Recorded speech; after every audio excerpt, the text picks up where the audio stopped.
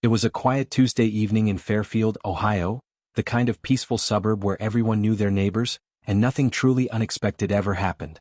Douglas Whitaker, a 62-year-old retired factory worker, was sitting at the kitchen table of the house he had shared with his wife for 3 decades. The two had just finished dinner, grilled chicken, mashed potatoes, and a side of wine. The couple had always seemed unremarkable to the outside world. Private, quiet, yet by all appearances deeply bonded. But within the next hour, everything would change. As Douglas reached for a drawer to grab some paperwork his wife had left out, documents for a life insurance policy, he stumbled upon a small, faded envelope tucked beneath a stack of old bills. Inside were medical records, old legal documents, and most tellingly, a birth certificate, one that didn't match the name of the woman he thought he knew. The certificate listed Michael Anthony Reynolds as the name, born male.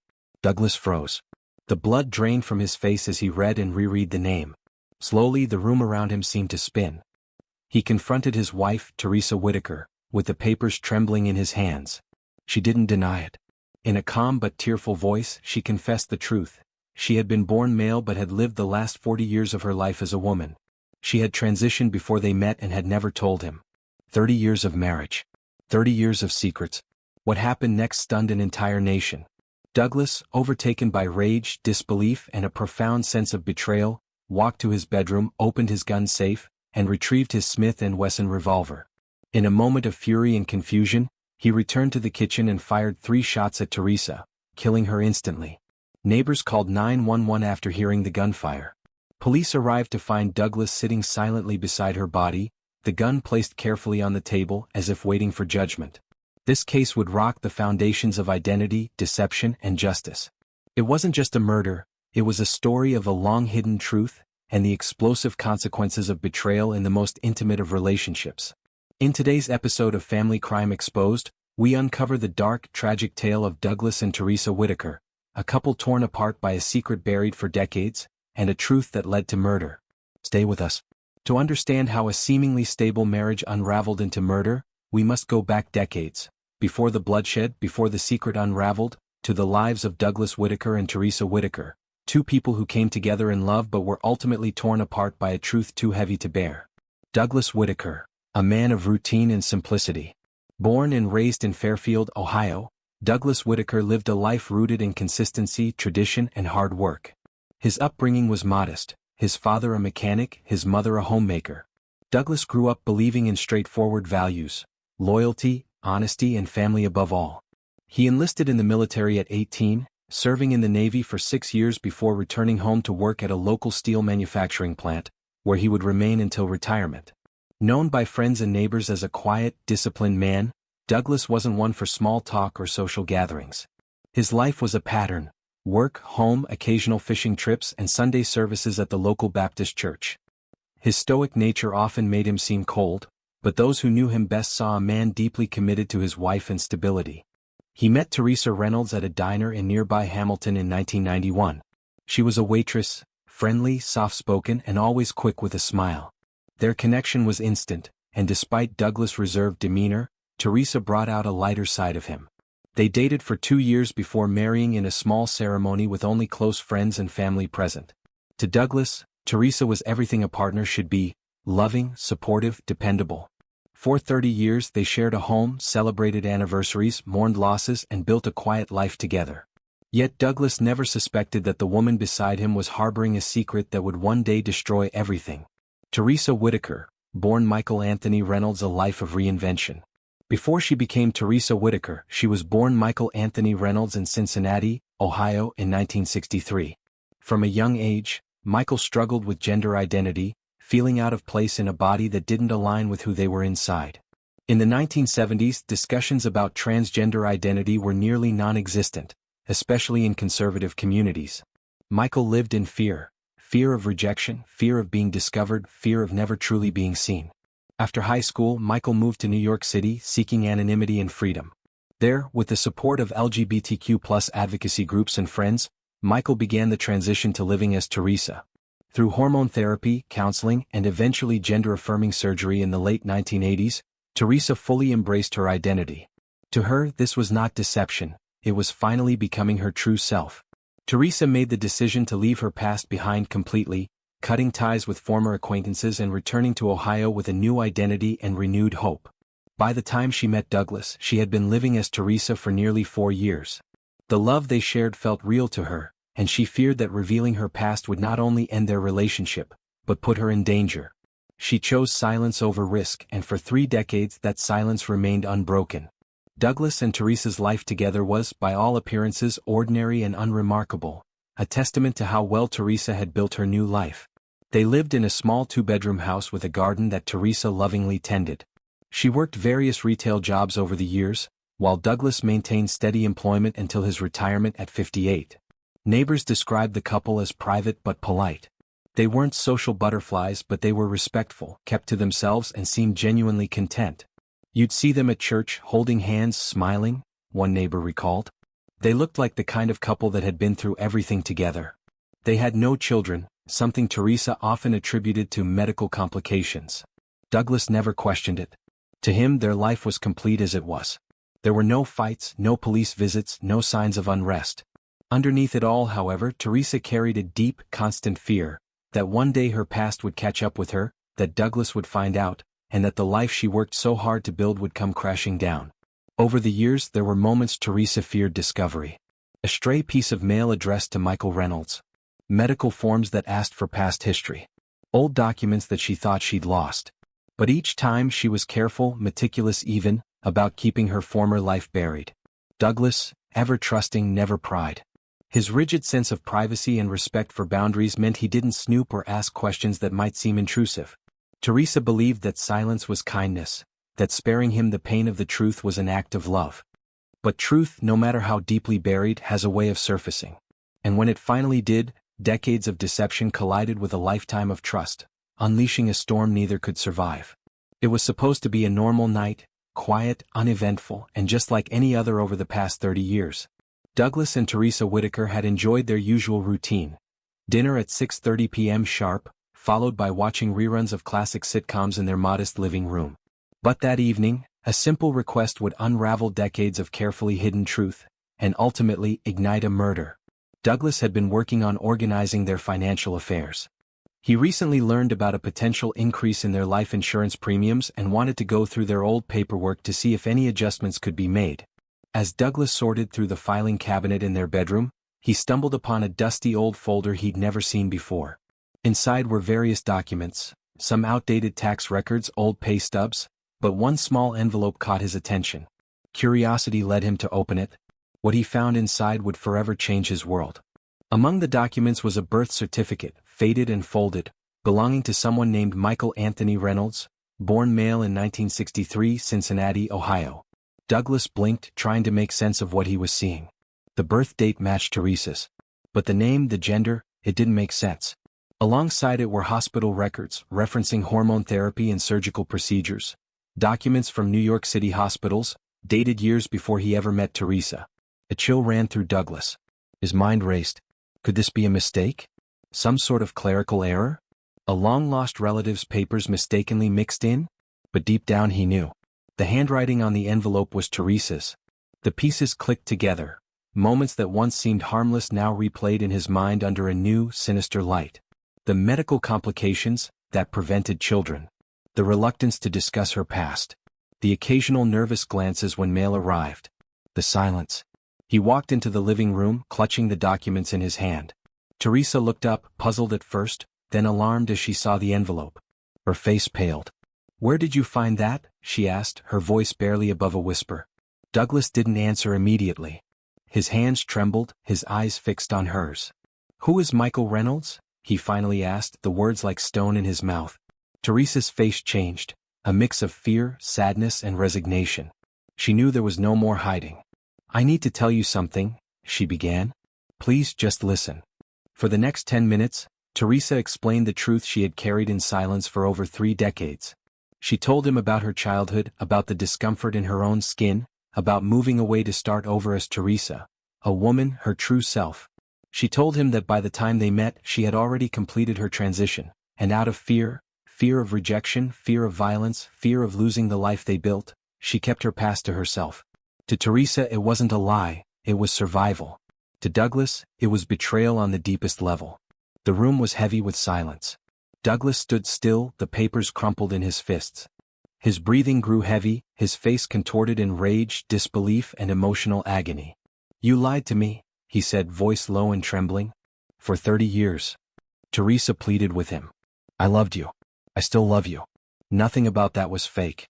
I was afraid. I didn't want to lose you." But Douglas wasn't listening anymore. Something inside him broke. A lifetime of rigid values, of trust in the woman he believed he knew, now shattered. He turned away, walked slowly down the hall to their bedroom and opened the gun safe. Inside was a .38 caliber Smith & Wesson revolver, legally owned and rarely used. As he loaded the weapon, his mind was a storm of anger and confusion. To Douglas, the revelation wasn't just a secret. It was an attack on his identity, his dignity, his entire life's meaning. Teresa followed him, her voice desperate, tears streaming down her face. "Please, Douglas. Don't do this. We can talk. Please, I'm still me." He turned, gun in hand, and said 5 words that would echo in the minds of everyone who would later hear this story. "You were never my wife." He raised the revolver and fired 3 shots. One struck Teresa in the chest, another in the shoulder, and the last, fatally, in her abdomen. She collapsed in the hallway, blood pooling beneath her, her hand reaching out toward the man she had loved for 30 years. Douglas stood over her, shaking, the gun still in his hand. The neighbors, alerted by the gunfire, called 911. Within minutes, police arrived at the scene. They found Douglas sitting on the front porch, the revolver placed beside him on the wooden step. He didn't resist arrest. Inside the house, Teresa was pronounced dead at the scene. This wasn't just a domestic homicide. It was a collision of secrets and rage, a tragedy rooted in fear, love, and betrayal. A story that left a community stunned, and the nation questioning how a secret, buried for decades, could erupt into cold-blooded murder. The night Teresa Whitaker was shot dead inside her home, Fairfield Police Department officers arrived at the scene to find a hauntingly quiet neighborhood gripped by disbelief. Douglas Whitaker, 62, sat calmly on his front porch, his hands resting on his knees. The weapon, a .38 caliber revolver, was placed deliberately beside him. His eyes were distant, expression blank. It was as though he had surrendered not only to law enforcement but to the enormity of what he had done. When officers approached, Douglas offered no resistance. He simply looked up and said, "She lied to me for 30 years. That was his first and only statement before being placed under arrest for second-degree murder. Inside the house, paramedics found Teresa's body in the hallway, lifeless and surrounded by blood. A quick sweep of the house revealed no signs of struggle, no overturned furniture, no forced entry, no defensive wounds. This wasn't a crime of random violence. It was a deliberate, focused act fueled by rage and betrayal. As detectives began their investigation, they quickly realized this was no ordinary homicide. The discovery of Teresa's true identity, born Michael Anthony Reynolds, and the fact that Douglas had only learned the truth hours before the shooting added layers of complexity to the case. During the initial interrogation, Douglas remained stoic and matter-of-fact. He waived his right to an attorney for the first interview, choosing instead to explain his actions with unsettling clarity. "She was a man," he stated. "All these years I lived a lie. She never told me. She knew I wouldn't have stayed with her if I knew. She tricked me." Detectives asked if he had ever suspected anything before that night. Douglas shook his head. "No, not once. I trusted her. I thought we had something real." When asked why he shot her, Douglas answered, "Because I couldn't live with that. I couldn't live with knowing everything I believed in was fake. I lost everything in that moment." His confession was unflinching, but it didn't align with legal justification. There was no imminent threat to his life. No act of self-defense. This was a crime of passion, but it was still murder. News of the crime spread quickly. Local media outlets highlighted the bizarre and tragic nature of the case, but as details about Teresa's identity emerged, public opinion became sharply divided. Some sympathized with Douglas, claiming that he was pushed to the edge by the betrayal. Others, including LGBTQ+ advocacy groups, were outraged by what they called a clear case of transphobic violence.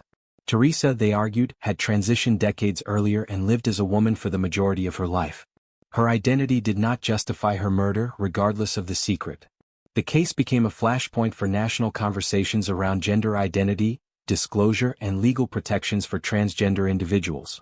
As emotions flared, Douglas' defense team prepared for a battle in court. Douglas was charged with second-degree murder, a charge that carries 15 to life in the state of Ohio. His defense team argued for manslaughter, citing emotional distress and temporary insanity triggered by the shocking revelation. In court, the prosecution focused on premeditation. They showed that Douglas had retrieved the gun, loaded it, and fired 3 times, not in the heat of the moment, but after several minutes of deliberation. The timeline, supported by neighbor testimony and forensic evidence, suggested that he had ample time to cool down and make a different choice. The defense countered by painting Douglas as a man who had been psychologically shattered, whose entire sense of self and reality had been destroyed by the revelation. They called a psychiatrist to testify that Douglas had experienced a dissociative episode, rendering him incapable of rational thought.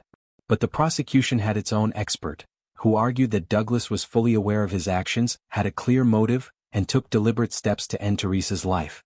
After a 10-day trial and 7 hours of deliberation, the jury returned a verdict: guilty of second-degree murder.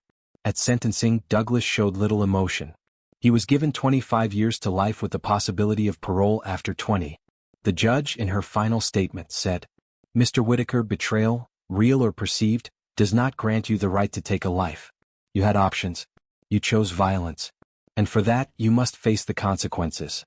Douglas was led away, his life as shattered as the marriage he had believed was built on truth. The shockwaves of Teresa Whitaker's murder continued to reverberate long after Douglas Whitaker was sentenced. What began as a private revelation inside a quiet Ohio home soon became a nationwide conversation, one that ignited debate, grief, and reflection in equal measure. Teresa's funeral was a small, somber affair, attended by a handful of close friends and co-workers. Many in her life had known her only as Teresa, and those who did know of her past respected her for the courage she had shown in living authentically. At the service, stories were shared about her kindness, her devotion to her work as a school librarian, and her love for gardening and art. No mention was made of the circumstances of her death, only of the life she lived, the love she gave, and the tragedy of how it all ended. Douglas, meanwhile, began serving his sentence at Mansfield Correctional Institution, where he remained largely isolated. Fellow inmates reportedly kept their distance, and Douglas himself rarely spoke of the crime or his wife. In his first interview behind bars, he simply said, "I didn't know how to live with the truth. I still don't." He filed no appeal. The case had a lasting impact on the Fairfield community, sparking conversations about trust, identity, and the complexities of long-term relationships. But on a broader scale, it became a flashpoint in national debates surrounding transgender rights, disclosure, and the legal system's treatment of LGBTQ+ individuals. LGBTQ+ advocacy organizations cited Teresa's case as an example of why stronger protections were needed for transgender people, both in terms of physical safety and legal recognition. They argued that secrecy is often a product of fear, and that no one should lose their life for living authentically, no matter how long a truth is buried. In the years following the verdict, Teresa's story was featured in multiple true crime documentaries, and her name became a symbol for the many transgender individuals whose lives are endangered by societal stigma. Her life, both the parts she shared and the parts she hid, became a mirror reflecting the deep tensions between personal identity and public acceptance. For those who knew Douglas, the tragedy was twofold. A man they once respected had become a murderer, and a marriage once envied had ended in irreversible violence. Friends and family were left grappling with shock, betrayal, and sorrow, trying to make sense of how love had turned so dark. Ultimately, this case served as a chilling reminder: when secrets are met with fear instead of understanding, the consequences can be deadly. And in the aftermath of loss, the truth, however painful, can no longer be buried. In the end, the story of Douglas and Teresa Whitaker is not just a tale of murder and betrayal, it's a chilling reflection of how secrets, fear, and identity can collide with deadly consequences.